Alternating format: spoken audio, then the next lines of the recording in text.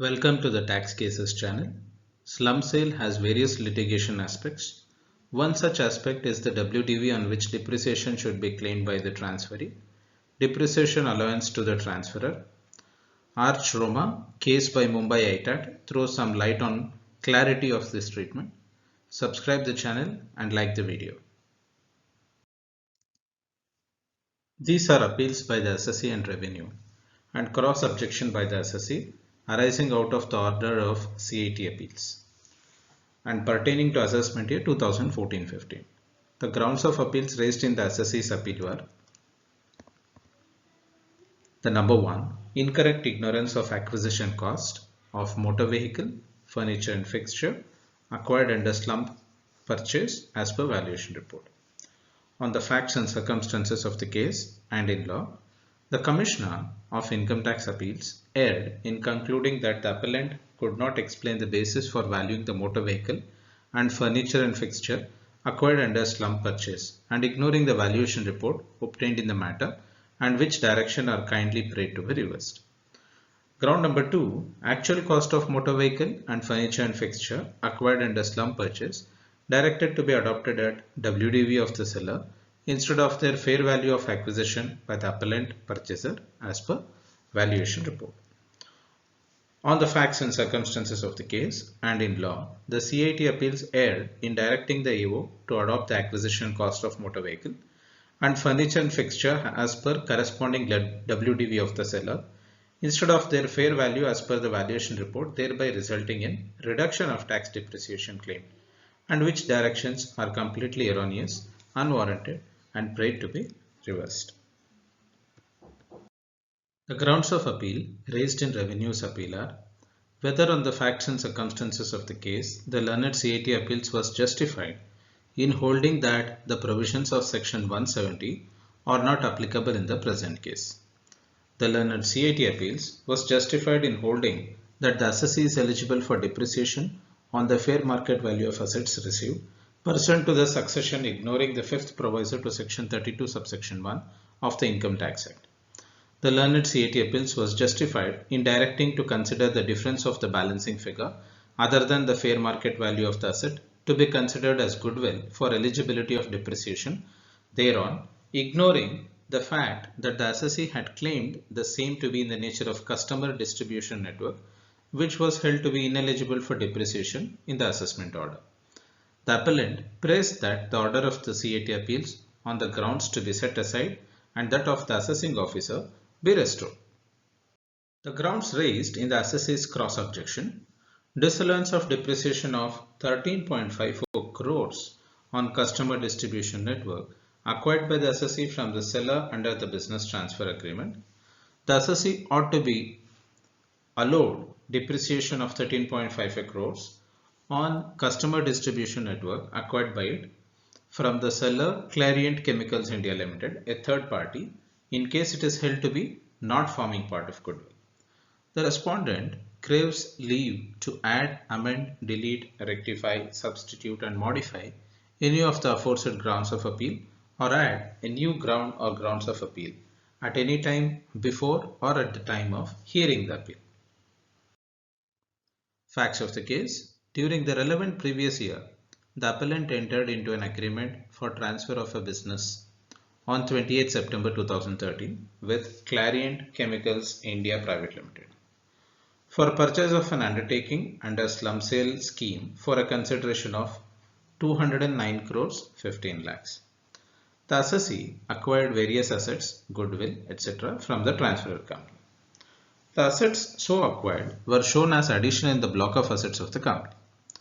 Consequent to the acquisition of the business, the assessee got aggregate of the fair value of the assets belonging to each block ascertained. Such aggregate of fair value of assets belonging to each block was taken as the cost of acquisition of those assets and was accordingly added to the WDV of the block of assets. The AO held that the purchases amounted to succession and that the provisions of section 170 subsection 1 of the IT Act were applicable. In the course of all the assessment proceedings, the AO called upon the appellant to show cause why the 5th proviso to section 32 subsection 1 of the Act should not be applied in this case. In response, the assessee submitted that it is not a case of succession within the meaning of Section 170 of the Act. The AR of the assessee therefore contended that the fifth proviso to Section 32 subsection 1 does not come into play. The AO rejected the assessee's contention and applied the fifth proviso to Section 32 subsection 1 of the Act. This resulted in disallowance of 17 crore 12,88,410. In arriving at the aforesaid disallowance of depreciation, the assessing officer called for information from the transferor company of the WDV of assets. Transferred in its books from the said information of assessing officer noted the following. Furniture fixtures 55.6 lakhs, office equipment nil, computers 55.81 lakhs, plant and machinery 12 crore 91 lakh 94,553, building 2.27 crores, motor vehicles 2.36 crores, distribution network nil, total 18.67 crores. The assessing officer noted that since there was no asset in the name of office equipment and distribution of network, assessing officer held that the assessee company will not get any depreciation there. Thereafter, the assessing officer computed proportionate depreciation allowable in the hands of the assessee on the basis of the value and rates obtaining in the case of the transfer company as per the fifth proviso to Section 32 subsection 1 of the Act. Before the CAT appeals, the grounds raised by the assessee were: ground number 1, purchase of one of the business of the third party seller by the appellant under slum sale arrangement, treated as succession of the seller by the appellant under Section 170 of the Act, notwithstanding that the seller continues to exist and carries on its other businesses. Ground 2, erroneous disallowance of depreciation of 13.54 crores on customer distribution network acquired by the appellant from the seller Clariant under the BTA. This ground is without prejudice to ground number 1. Ground 3, cost of acquisition of goodwill not revised upwards for granting tax depreciation.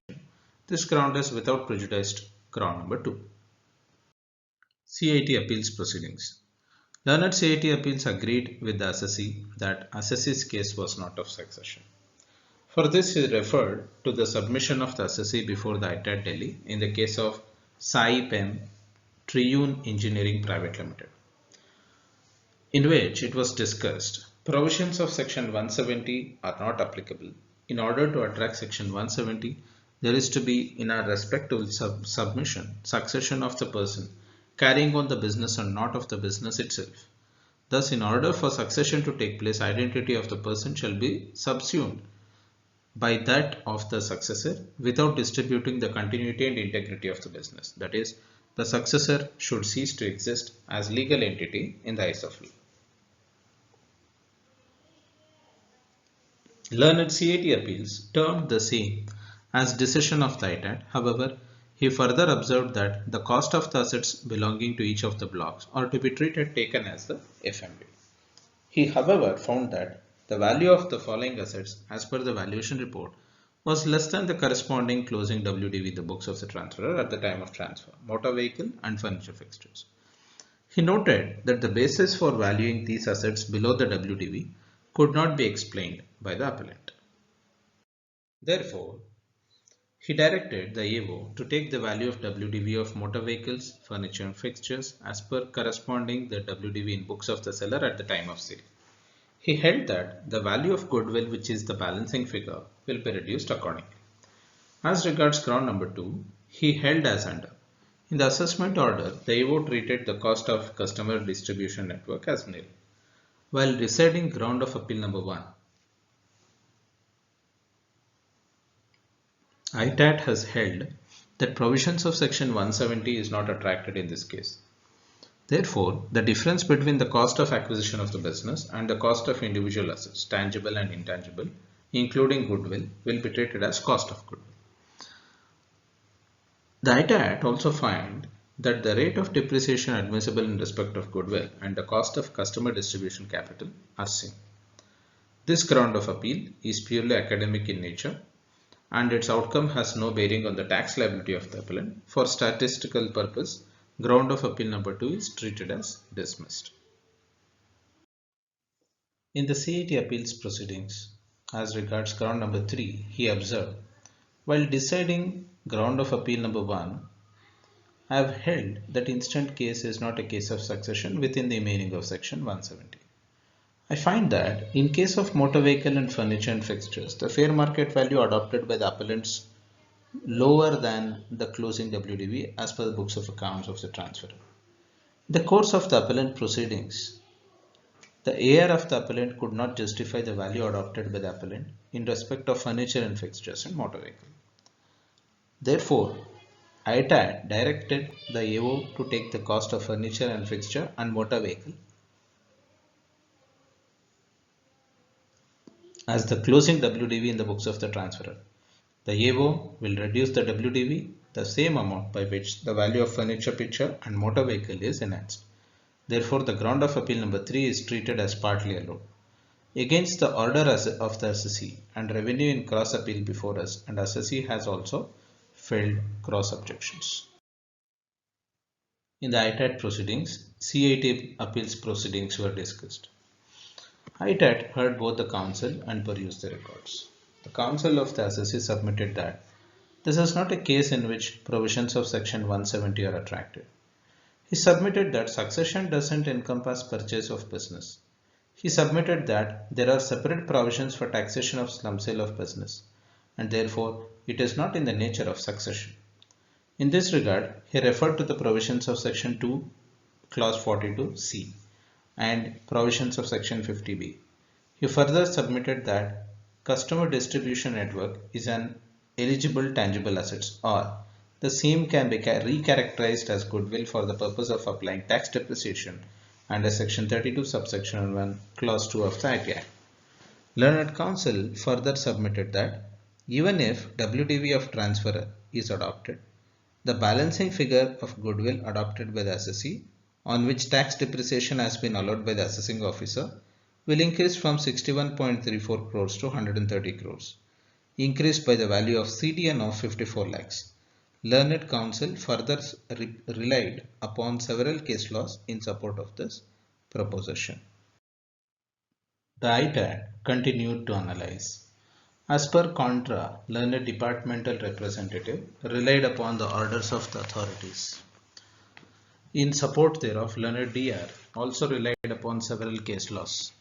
Upon careful consideration, we note that in the present case, assessee has acquired the assets under a slum sale.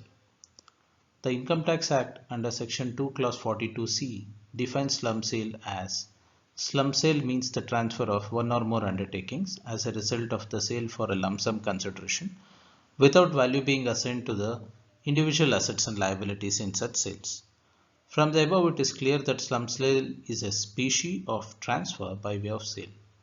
A reading of the above makes it clear that the above section deals with the mode of charging to tax the profit or the gain arising out of the slum sale. It nowhere deals with the issue of depreciation on the assets acquired under slum sale. When there is no mention whatsoever about the issue of depreciation on assets acquired under slum sale under section 50b, the natural corollary is that the depreciation on assets acquired under slum sale is to be governed by the general provisions given in the Income Tax Act for the depreciation on assets. ITAD further discussed. In this regard, we may refer to the fifth proviso to section 32 subsection 1. The said proviso is as under. Provided also that the aggregate deduction in respect of depreciation of buildings, machinery, plant or furniture being tangible assets or know-how, patents, copyrights, trademarks, licenses, franchises or any other business or commercial rights of similar nature being intangible assets allowable to the predecessor and the successor in the case of succession referred to in clause 13, clause 13b and clause 14 of section 47 or section 170, or to the amalgamating company and the amalgamated company in the case of amalgamation, or to the demerged company and the resulting company in the case of demerger, as the case may be, shall not exceed in any previous year the deduction calculated at the prescribed rates, as if the succession or the amalgamation or the demerger, as the case may be, had not taken place, and such deduction shall be apportioned between the predecessor and the successor, or the amalgamating company and the amalgamated company, or the demerged company and the resulting company, as the case may be, in the ratio of the number of days for which the assets were used by them. A reading of this makes it clear that the above proviso deals with the depreciation on transfer of assets in the case of succession referred to in section 47 clause 13, clause 7b, clause 14 or section 170 subsection 1, or to the amalgamating company or to the demerged company. Section 47 clause 13 deals with the case of transfer of capital asset by a firm. It deals with transfer of capital asset by a private company or an unlisted company, that is 13b. Limited liability partnership on transfers which are result of conversion of the company into LLP. Section 47 clause 14 deals with the succession of sole proprietorship. Hence the present case is not coming under the ambit of transfer under section 47 as mentioned in the proviso. Section 170 of the IT Act discussed. A reading of this shows that this section deals with transfer of assets pursuant to succession to business by any person otherwise than death. In the present case, we find that assessee had acquired the said assets under slum sale. There is a business transfer agreement, and by way of this agreement, the assessee has purchased an undertaking under slum sale. In our considered opinion, the facts in the present case clearly show that the assessee company has acquired the assets under a business transfer agreement. Hence, it has succeeded to the transferee company. The provisions of section 170 are clearly applicable on the facts of the present case. The submission of the learned counsel of the assessee that there are separate provisions for dealing with slum sale is not sustainable with regard to the depreciation on assets obtained under slum sale. As we have already noted above, the concerned sections, that is section 2 clause 42c and 50b referred by the learned counsel of the assessee do not deal with the issue of depreciation on assets acquired under slum sale. As submitted by learned counsel of the assessee, the assessing officer has accepted the value of goodwill attributed by the assessee as a balancing figure in the value of slum sale and value attributed to specific asset takeover. The distinction between the case of the assessee and succession envisaged under section 170 as submitted by the learned counsel of the assessee also fails on the touchstone of Honorable Supreme Court decision in the case of CAT versus KH Chambers 1965. In this view of the matter, other decisions referred by the learned counsel of the assessee cannot take precedence. Moreover, an arbiter dicta in the case of tribunal decision in Saipem Triune Engineering Private Limited cannot be said to be a conclusive law that slum sale does not come under the realm of section 170. We can consider the present issue from another angle for the invocation of the fifth proviso to section 32 subsection 1 to the case of slum sale. As evident from the reading of the fifth proviso to section 32 subsection 1, the said proviso deals with the depreciation on transfer of assets in the case of amalgamation and merger. As per the principle of construction enshrined in the dictum nocitur e socius, meaning of an unclear word may be known from the accompanying words. Under this doctrine, the meaning of questionable or doubtful words or phrases in a statute may be ascertained by reference to the meaning of other words or phrases associated with it. In Maxwell interpretation of the statutes, this doctrine is explained that the meaning of that expression is stated as that when two or more words which are susceptible of analogous meaning are coupled together, they are understood to be used in their cognate sense. The words taken color from each other and are quantified by the meaning of each other. More general is restricted to a sense analogous to that looks of the less general. Examining on the anvil of the above rule of construction, we find that the said section deals with depreciation on transfer of assets in case of succession, amalgamation and demerger, and there is no exclusion anywhere in the Income Tax Act regarding issue of depreciation on slum sale from the ambit of depreciation taxation under section 32. Hence, in our considered opinion, on the principle of nocitur e socius, the asset transferred under slum sale would fall under the sweep of this section, that is, fifth proviso to section 32 subsection 1, despite the word slum sale not used therein specifically. as the accompanying words suffice for the inclusion thereof on this principle by the amalgamation, succession, and demerger in their cognate sense. Accordingly, the depreciation on assets transferred under slump sale has to be considered from the prescription of this proviso, even without invoking the provision of section 170 subsection 1. From this discussion, it is evident that fifth proviso to section 32 is evidently applicable for the computation of depreciation on assets which have been taken over from the transferor company. Hence, the computation of depreciation on assets which have been taken over has to be in accordance with the said proviso. Hence, the computation of depreciation on these assets transferred in terms of the said proviso by the assessing officer is correct. Now, we deal with the issue of value of treatment of difference between WDV of assets taken over and the slump sale amount. Honorable Supreme Court in the case of Arrivat T&D India Limited has confirmed the order of Honorable Delhi High Court. The Honorable High Court held that excess amount paid over the above the tangible assets for acquisition of various business and commercial rights under slump sale can be categorized under the head goodwill.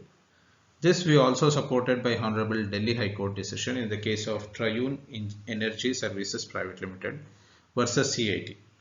The tribunal in that case has set aside the issue of valuation of goodwill to the file of the assessing officer. The Honorable High Court held that the same being a balancing figure, the value of goodwill was to be allowed. Hence, the direction to treat the balance amount of WDV of assets taken over and slump sale as goodwill is correct and in accordance with the above case law. Accordingly, in the background of the aforesaid, we conclude as under. Number 1. The invocation of fifth proviso to section 32 is correct to the extent of computation of depreciation on the WDV of assets taken over from the transferor company. Number 2. The balancing figure between the value of slump sale and the value of WDV of assets taken over shall qualify as goodwill and eligible for consequent depreciation. Accordingly, the assessor's appeal and the cross objection are dismissed and the revenue's appeal is partly allowed. Thank you for a patient hearing. In order to get more such videos, kindly subscribe this channel and click on bell button to receive new videos in real time. Please like the video in order to encourage to make more such videos.